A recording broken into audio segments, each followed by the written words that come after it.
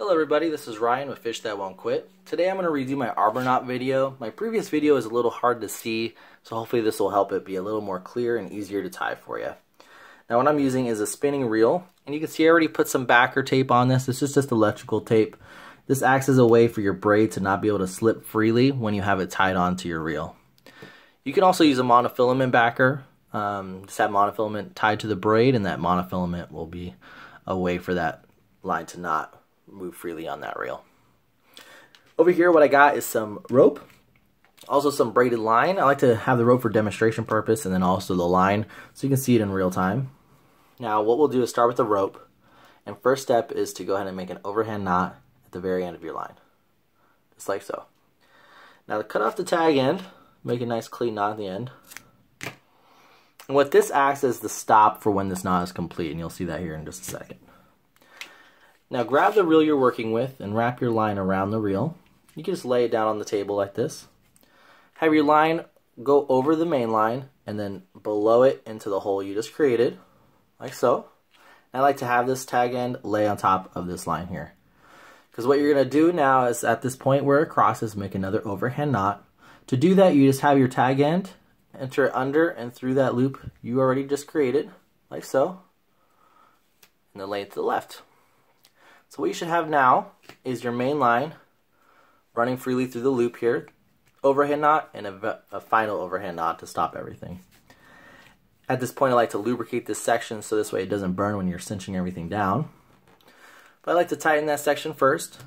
Grab your main line, have the line up against your reel here, and you should be able to pull this knot and it'll slide toward your reel. And your goal is to make that first knot you created meet up with these knots here and stop everything from going further. And that's the arbor knot. Now that's with the rope. Let me show you how it looks with braided line. Get this off real quick. So I'm working with a 30-pound braided line here, and the premise is exactly the same. You're going to start with your overhand knot at the end of the line. Go ahead and cut that tag end off. Okay. Now wrap this around your reel here, over on top of your main line. Bring that little knot through, under the main line and through the loop that you created.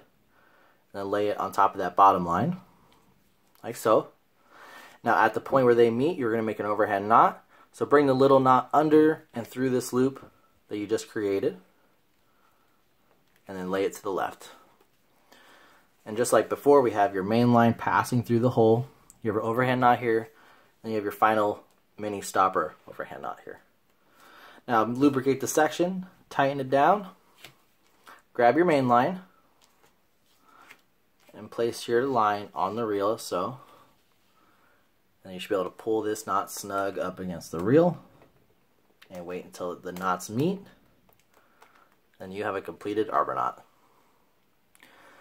Again, this is Ryan with Fishthatwontquit. Thanks for watching. Stay tuned. Check out my channel. Let me know if you have any questions. Thank you.